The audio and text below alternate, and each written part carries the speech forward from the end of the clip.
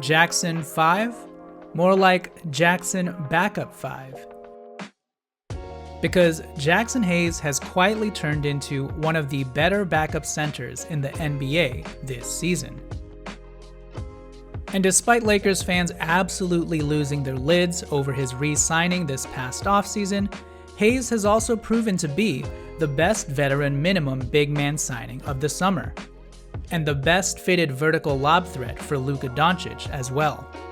So as we all know, after face-planting in his series versus the Minnesota Timberwolves last playoffs, Jaxson Hayes has really worked this summer to improve not only his game, but his body as well, adding 15 to 20 pounds to his overall weight this past offseason. And Jackson's improved strength has already paid off in a big way for the Lakers this year. Offensively, while it may not seem like much has changed and that Hayes is just doing what he's always done in the past as a pogo stick vertical release valve, this year it seems like he's just been a lot more consistently forceful and aggressive when he pops off the floor and attacks the rim. Even if there are defenders in his way, he's been ramming right through them and trying to tear the rim down nearly every single time. Whereas in the past, Jaxson would sometimes crumple and fold at the first sign of contact because he's pretty slight in frame, this year, he's absorbing that contact and sledgehammering it down on dudes' heads like they're not even there, with a demonstrative ferocity and power that's really gotten his teammates and the crowd amped. And in general, I also do think that Jaxson, with his slightly more filled out frame, has shown flashes of being a more solid and disciplined screener as well. But the most tangible ways that we've been able to see Jaxson utilize his strength has been in the defense and rebounding department. Rebounding-wise, while the numbers may not blatantly show it, Jaxson has been a much better competitive rebounder. One who actually fights for more contested rebounds and has the ability to actually rip the ball away from opponents far more often, skying for balls outside of his immediate vicinity. And overall, he's just crashed the glass with a more relentless intensity, and when you combine that with his renewed physicality, Jaxson Hayes looks more and more like a legitimate big. And his offensive rebounding in particular has been a huge catalyzing force for the Lakers team as a whole, injecting life and momentum back into the arena with these rabid ripdowns and putbacks that he's been able to convert, all thanks to his hustle and tenacity. And then, when it comes to his actual defense, Hayes has still been able to maintain his good lateral mobility on the perimeter for a big. He's been actively coming up to the level of the ball and bothering primary creators. He's done a great job backpedaling and staying engaged in the play. He's been flipping his hips, chopping his feet up, and shadowing drives to the rim, doing a great job angling for that volleyball swat. But more importantly, when it comes to fundamental positional defense, Hayes has been able to showcase his solid strength by actually walling off big men and stopping them dead in their tracks.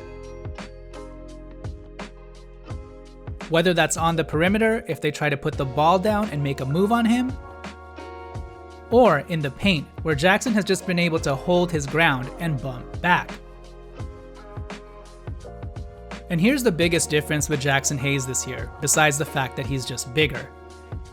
He's been a lot more patient and disciplined when it comes to defending the paint. He's no longer biting on every single head fake or shot fake and leaving his feet. He's been staying grounded far more often, keeping his arms high, and just focusing on being an impediment in the paint without necessarily always swatting the shot away. And then, when he actually does go up to challenge a shot, he's been keeping his arms straight up and using perfect verticality to make sure that he doesn't send dudes to the line. I mean, just check out this play where he perfectly goes up to contest the shot, keeps his hands high, doesn't reach, and then tops it all off by snatching the rebound himself in one fell swoop. This play alone sort of encapsulates Jaxson Hayes' tangible improvement and progress this season.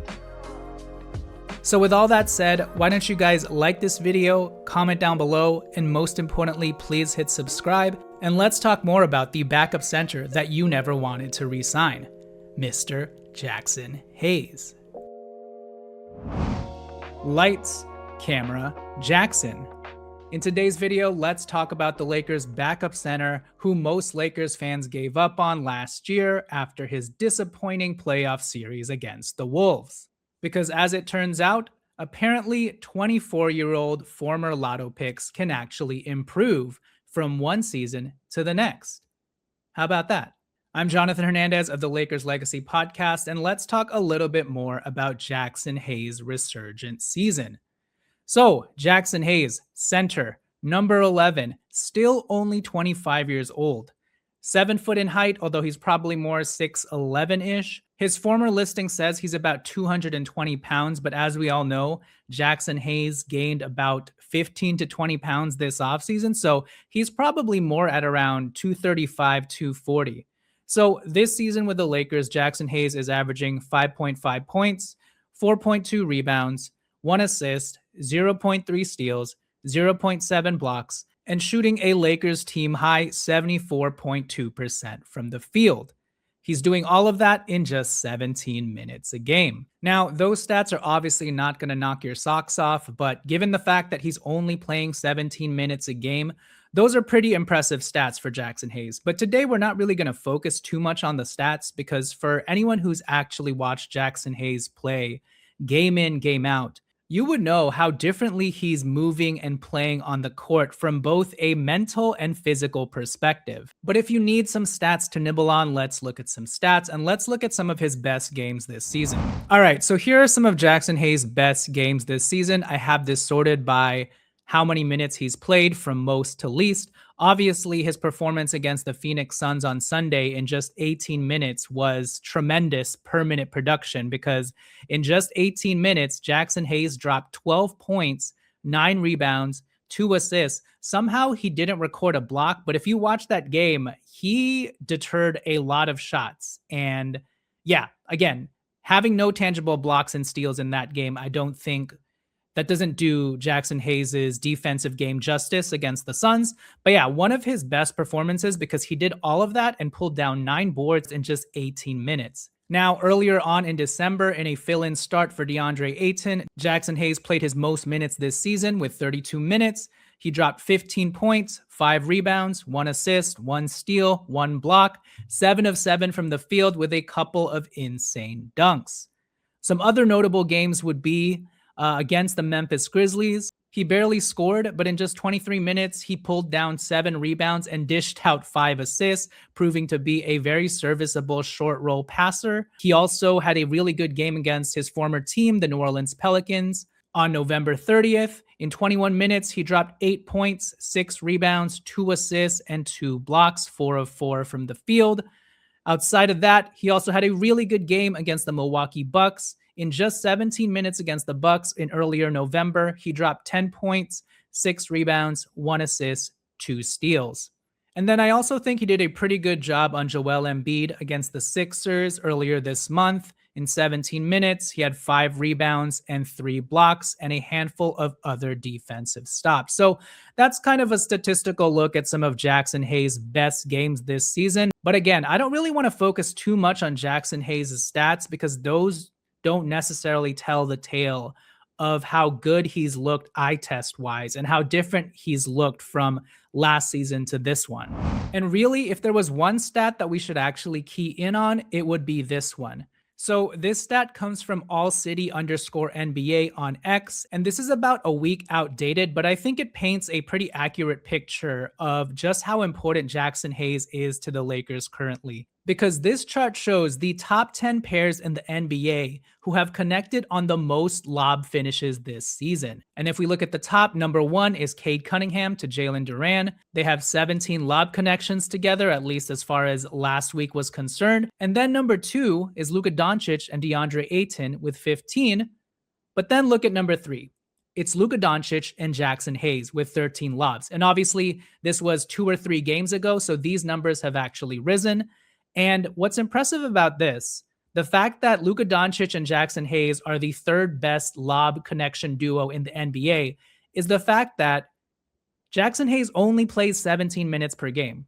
So actually, on a permanent basis, he actually surpasses the Luka and DeAndre lob connection because DeAndre Ayton plays like 28 to 30 minutes. Jaxson Hayes is only playing 17 minutes, and yet he almost has the same amount of lobs as DeAndre Ayton does. So I bring this all up just to once again emphasize how important and key Jaxson Hayes is to this team and how important and key he is to Luka Doncic's game, because he gives Luka Doncic that Daniel Gafford, Derek Lively, explosive aerial vertical lob threat athlete that DeAndre Ayton simply isn't. And again, as we've discussed, on a permanent basis, the Luka and Jaxson lob combo blows Luka and DeAndre out of the water. DeAndre and Luka have more lob connections simply because they've had more time on the court together.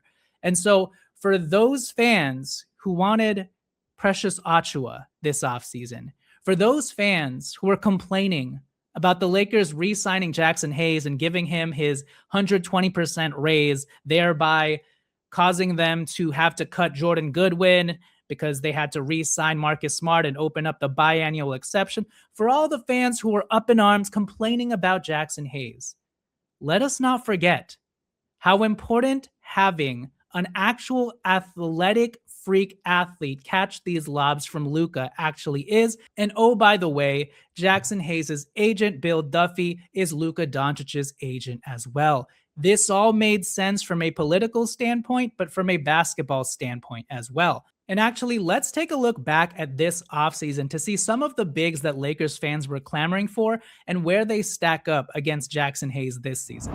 All right, so here are some of the top big man names who were free agents this past summer that a lot of Lakers fans wanted the Lakers to sign, including me. And let's just take a quick look.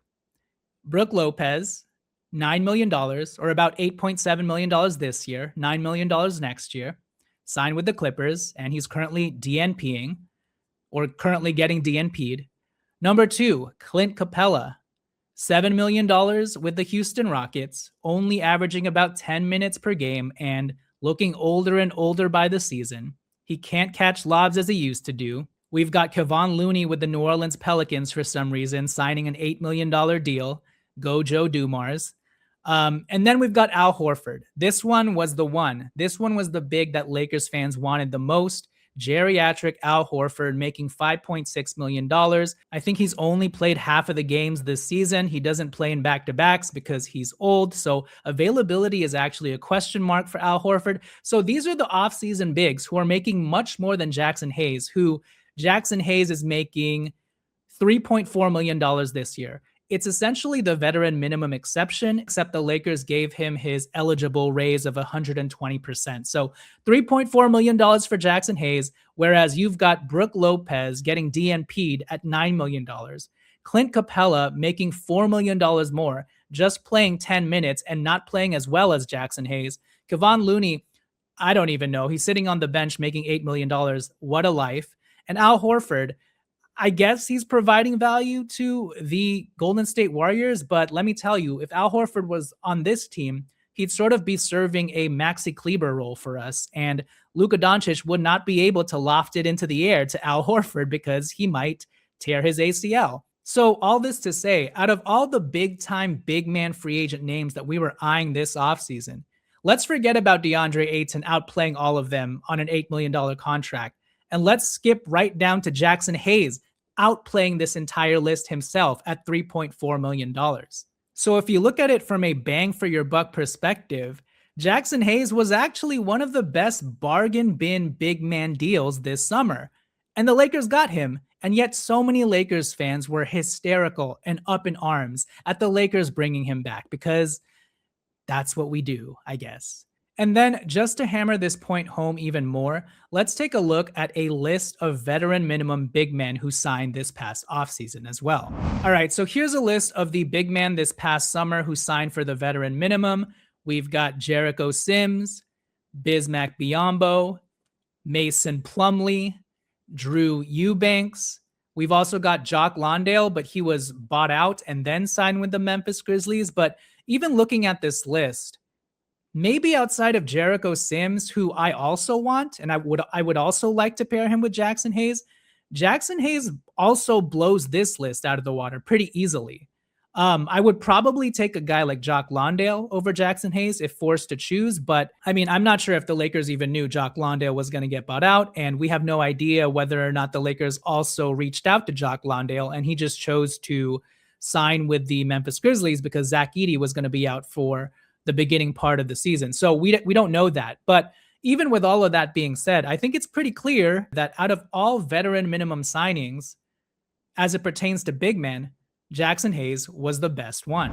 But let's now expand this list further and talk about all of the backup big men in the NBA, because I truly believe that Jaxson Hayes is in like the 75th percentile of best backup big men in the NBA. I think he's in the top third. Because when you look at what he's done for the Lakers this season and how much he's meant to this team, taking into account how much fit factors into how valuable a player is, and Jaxson being the exact type of backup big man that we need, who gives us a different look than DeAndre Ayton, outside of guys like Day'Ron Sharpe on the Nets, Mitchell Robinson on the Knicks, who for the most part of his career has actually been a starting center. It's just that he's been injured so much, and now they have Karl Anthony Towns that he's a bench big. But outside of Day'Ron Sharpe, Mitchell Robinson, Steven Adams, a guy like Luke Cornett on the Spurs, and maybe a guy like Moussa Diabate on the Hornets, who's a younger second-round pick from the last 2 years. Outside of those guys, I would probably pit Jaxson Hayes over anyone else in the league and say, I think Jaxson Hayes is arguably a better backup center than this person. And when I bring up guys like Day'Ron Sharpe, Mitchell Robinson, Steven Adams, Luke Cornett, these guys are all making significantly more than Jaxson Hayes. Day'Ron Sharpe, $6 million. Mitchell Robinson, he's making like $12 million. Steven Adams, same thing. Luke Cornett, $11 million. So if we're talking about which backup big man is giving you your best bang for your buck, it's Jaxson Hayes. Because outside of this upper tier list of backup big man, then you're looking at guys like Clint Capella, Dwight Powell, Zeke Naji, Drew Eubanks. Now, there are some better, younger backup big men like Jericho Sims, Isaiah Jackson, Yves Missy. But out of those three, I would probably only take Yves Missy over Jaxson Hayes. But I bring all of this up to say, for a majority of the backup centers in the NBA, Jaxson Hayes is arguably one of the best. And for the Lakers' specific circumstances and what this current team actually needs, he may be one of the more perfect fits given the Lakers' salary constraints. So look, in summary, I'm really proud of the way that Jaxson Hayes has improved on his weaknesses from last season. He's a lot stronger now. He's been holding his own in the post. He's been rebounding better. He's been going up and actually fighting for contested rebounds against the trees. His motor has been a lot more consistent and controlled. He's been able to channel his frenetic energy in a more positive direction most often than not. He's been fouling less. And so, yeah, I'll just leave it right here. I think you guys get the point. Jaxson Hayes, much maligned this offseason, and I'm sure a lot of his doubters will say, well, it's not the playoffs. Yes, it's not the playoffs, but we have to look at what's in front of us right now and assess it objectively.